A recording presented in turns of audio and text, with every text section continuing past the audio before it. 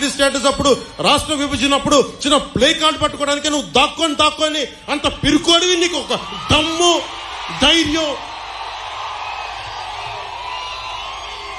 అంత ధైర్యం ఉందా మీకు? నేను మీకు ఒకటే చెప్తాను, మీరు ఆలోచించాలి మీ భవిష్యత్తుకి. దశాబ్దం నుంచి రోడ్ల మీద తిరుగుతా ఉన్నా. ఇంతమంది చిత్రకథా నాయకులు ఉన్నారు. మెగాస్టార్ చిరంజీవి గారు ఉన్నారు,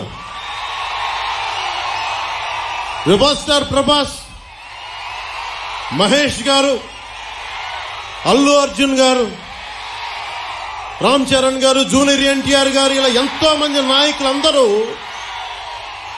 ఏ రోజు కూడా చిత్ర పరిశ్రమని రాజకీయ పరంగా ఎవరు వేధించలా.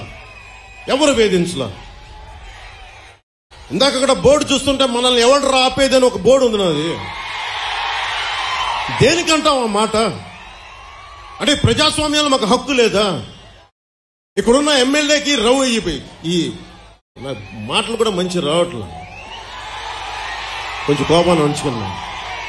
ఇలాంటి ఆకు రౌడీలకు మేము భయపడతామా? వారాహి ఎలా వస్తో ఆంధ్ర రోడ్ల మీద మీరు తిరుగుతాం, మేము చూస్తామా?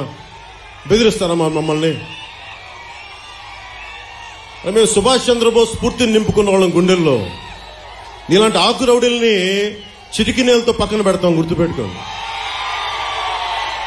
నా సైన్యంతో మేము రోడ్ల మీదకి వస్తే మమ్మల్ని ఎదుర్కొని మీరు భరించగలరా? మీరు తట్టుకోగలవా? మా శక్తిని, యువత శక్తిని తట్టుకోగలవా నువ్వు? 10 మంది ఆకు రౌడీలు వేసుకొని కూర్చోబెట్టి యువతనందరినీ బెదిరిస్తే మీకు ఒకటే చెప్తున్నాను, మీరు దయచేసి భయపడకండి. మీరు ధైర్యంగా లేకపోతే అక్కడ కూర్చోబెట్టిందాక జై భీమ్ అని మీరు అంబేద్కర్ గారి గురించి చెప్తా ఉన్నారు. కొన్ని వందలాది మంది మేధావులు ఆయన నేతృత్వంలో కూర్చొని చాలా బలమైన రాజ్యాంగం ఇచ్చారు మనకి, మీ భవిష్యత్తు కోసం, మీ ప్రాథమిక హక్కుల కోసం. అలాంటి మీరు భయపడతా ఉంటే అది ప్రాబ్లం జగన్ గొప్పతనం కాదు, ఇక్కడున్న స్థానిక ఈ ఆకురౌడి ఎమ్మెల్యే కాదు. మనం పిరికితనం మనల్ని చంపేస్తుంది, మన చేతగానితనం, మనకి ధైర్యం లేక. అరే నాలాంటి వాడు ఒకడు, నేను గొప్ప కుటుంబాల నుంచి రాలా, మా నాన్న ముఖ్యమంత్రి కాదు, నాకేం పెద్ద గొప్ప కుటుంబాల నుంచి వచ్చిన వాళ్ళం కాదు. అరే మా నాన్న ఒక పోలీస్ కానిస్టేబుల్ గా వచ్చి ఎక్సైజ్ లో ఈఎస్ గా రిటైర్డ్ అయిన వ్యక్తి, ఏఈఎస్ గా. అలాంటి వ్యక్తి కుటుంబాల నుంచి వచ్చాం మేము ధైర్యంగా ఉన్నామంటే మీరెందుకు ధైర్యంగా ఉండలేరు? నా రక్తం వేరు, మీ రక్తం వేరా? నా గుండె వేరు, మీ గుండె వేరా? నాకు ధైర్యం ఉన్నప్పుడు మీకెందుకు ధైర్యం ఉండదు? నేను అది చూపించడానికి వచ్చాను. అధికారం పరమావధి కాదు, మార్పు పరమావధి. మీరు బాగుంటే నాకు చాలా ఆనందం. ఎవరన్నా సరే, ఇది నిన్న కూడా జగన్ మాట్లాడుతా భీమవరంలో నేను కూర్చొని మార్చేసుకున్నానంట. భీమవరం నుంచి మార్చానంట. ఏదైనా మాట్లాడితే కూర్చోబెట్టి వ్యక్తిగతంగా మాట్లాడతాడు. ఏ రోజున్నా సరే జగన్ గారి సతీమణిని నాకు అంటానికి ఎంతసేపు పడుద్ది? పెళ్ళాం అనే పదప్రయోగం వాడతామా మనం అసలు? ఈ దిగజారుడు ముఖ్యమంత్రి దిగజారిపోయాడు. నేను నిన్నే చెప్పాను, ఇందాక చెప్పాను, ఇతని మీద ఎలక్షన్ కమిషన్ కంప్లైంట్ చేయండి, దిగజారిపోయేలా మాట్లాడుతున్నాడని. కాదు, పెళ్ళాం అనే పదప్రయోగాన్ని మనం మాట్లాడతామా? అసలు ఆ స్థాయికి పబ్లిక్ డిబేట్ ముఖ్యమంత్రి అతను ఏంటో నాకు అర్థం కాదు. మీరు ఆలోచించండి ఒకసారి. అరే సొంత చెల్లికే గౌరవం ఇవ్వనివాడు, సొంత చెల్లి వ్యక్తిగత జీవితాన్ని రోడ్ల మీద పెట్టేవాడు. దీన్ని మీరు ఆలోచించండి ఒకసారి. సొంత చెల్లిని కూడా దారుణంగా నిందించేవాడు, గోడకేసి కొట్టేవాడు. సునీత గారు వైరాలజిస్ట్, ఆవిడని కూడా ఇబ్బంది పెట్టేసేవాడు. చంద్రబాబు గారు ముఖ్యమంత్రిగా ఉన్నప్పుడు ఏ రోజున్నా సరే ఆయన నిజంగా జగన్ లాగా ఉంటే అసలు జగన్ తిరగలిగేవాడా? రోడ్ల మీద తిరగలిగేవాడా? ఆయన నిజంగా ఎంతో చాలా వరకు ప్రజాస్వామ్యాన్ని పరిరక్షించే వ్యక్తి. నేను కూడా ఆయనతో విభేదించాను. నన్నేమో ఆపలేదు, ఎక్కడ నాకే పోలీస్ ప్రొటెక్షన్ తగ్గించలేదే, నాకెక్కడ పర్మిషన్ డినై చేయలేదే. అందుకే నాకు ఆయనంటే గౌరవం. ప్రతి నాయకుడికి ఇంకోళ్ళకి విభేదాలు ఉంటాయి పాలసీ పరంగా, అవి ప్రజలకు సంబంధించి తప్ప ఏ రోజు కూడా ఆయన కూర్చొని అప్రజాస్వామికంగా ఆయన ప్రవర్తించాల.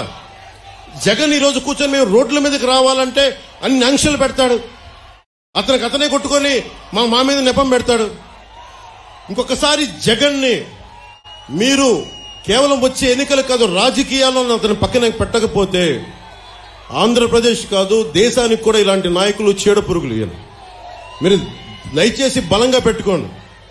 మీరు గనుక బయటికి వచ్చి బలంగా ఈ రోజున చిన్న చిన్న ఉత్సాహం కాదు, పాలపొంగులా రాకుండా నిజంగా లోతుగా అధ్యయనం చేయండి. మీ భవిష్యత్తు ఇది. నా భవిష్యత్తుకి ఇబ్బంది లేదు, చంద్రబాబు గారి భవిష్యత్తుకి ఇబ్బంది లేదు, ఆయన కుటుంబానికి ఇబ్బంది లేదు. కానీ ఇన్ని కోట్ల మంది ప్రజల భవిష్యత్తుని ఒకళ్ళు బాధ్యత తీసుకోవాలంటే చాలా కష్టమైన పని. మా సైజులు మేము తగ్గించుకున్నాం. చంద్రబాబు గారు దాదాపు ఎన్డీఏ కన్వీనర్ గా ఉండి, జాతీయ స్థాయిలో ఎన్డీఏ కన్వీనర్ గా ఉండి ప్రభుత్వాలు నడిపి కేంద్ర ప్రభుత్వానికి కీలకమైన వ్యక్తిగా ఉండి ఈ రోజున తగ్గి ఆయనకి ఎమ్మెల్యేలు కుదించుకొని తగ్గించుకొని వచ్చారు. అలాగే నాకు కూడా ఓట్ పర్సంటేజ్ పెరిగి కూడా నేను తగ్గించుకున్నాం. మనకి బలమైన బందర్ను కూడా తెలుగుదేశం పార్టీకి వదిలేసాం ఈ రోజున కొల్లు రవీంద్ర గారిని గెలిపించడానికి. దీనికి కారణం ఏంటంటే ఓటు చీలకూడదు. ఎందుకు చీలకూడదు? మీ భవిష్యత్తు కోసం, మీకోసం పనిచేసే వాళ్ళు కావాలి, రైతాంగాని కోసం నిలబడగలిగే వాళ్ళు కావాలి, మత్స్యకారుల కోసం నిలబడగలిగే వాళ్ళు కావాలి, అలాగే కూర్చోబెట్టే యువతకి ఉపాధి అవకాశాల కోసం నిలబడగలిగే వాళ్ళు కావాలి. అసెంబ్లీ అంటే బూతులు తిట్టేవాళ్ళు, వ్యక్తిగత జీవితాన్ని నిందించేవాళ్ళు మీ భవిష్యత్తు కోసం ఎప్పుడు ఆలోచిస్తారు? నిజంగా చెప్తున్నాను నేను, మీకోసం మీరు ఊహించుకోండి. ఫస్ట్ టైం అసెంబ్లీలో 5 సంవత్సరాల తర్వాత డిబేట్స్ చాలా ఆరోగ్యవంతంగా ఉంటాయి. రోడ్లు, మౌలిక వసతులు, కనీసం రోజుకి మనకి కనీసం కొన్ని బిందెలు నీళ్లు వచ్చేలాగా ప్రతి ఇంటికి ఇవన్నీ చేయగలం మేము కూర్చోబెట్టి. అందుకని మీ భవిష్యత్తు కోసం వచ్చాం. ఈ రోజున ఎవ్వరికి సరదా కాదు, ఇదంతా తగ్గించుకొని మరీ వచ్చాం.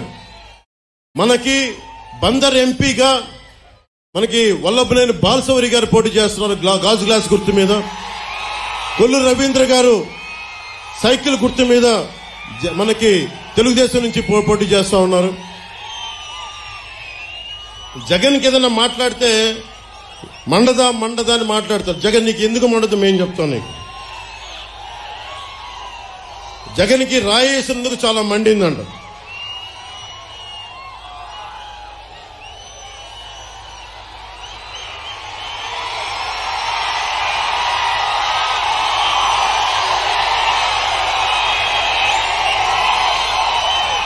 నీకు రాయి తగిలినందుకు ఎంత మండితే నీ పాలనలో ప్రజలకు ఎంత మండిందో చెప్తాం.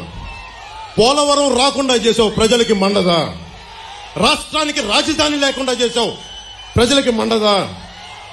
అంబేద్కర్ విదేశీ విద్యను ఆపేశావు, దళితులకి మండదా? 15 ఏళ్ల అమర్నాథ్ ని పెట్రోల్ పోసి చెరుకు తోటలో నాయకులు తగలబెట్టేస్తే వాళ్ళకి బెయిల్ ఇప్పించావు, దానికోసం ప్రజలకి మండదా? దళిత డాక్టర్ సుధాకర్ ని మాస్క్ అడిగినందుకు పిచ్చోని చేసి చంపితే అది ప్రజలకి మండదా? మనకి డ్రైవర్ ని చంపేసి డోర్ డెలివరీ చేస్తే దళితులకి మండదా? ప్రజలకి మండదా? 30,000 మంది మహిళలు అదృశ్యమైతే ప్రజలకి మండదా? అంగన్వాడీ టీచర్లని కాల్తో తొక్కిస్తే ప్రజలకి మండదా? ఆశా వర్కర్లని అరెస్టులు చేయిస్తే ప్రజలకి మండదా? నిరంకుశత్వం పాలన చూస్తే ప్రజలకి మండదా? అందుకే చెప్తున్నాం, కడుపు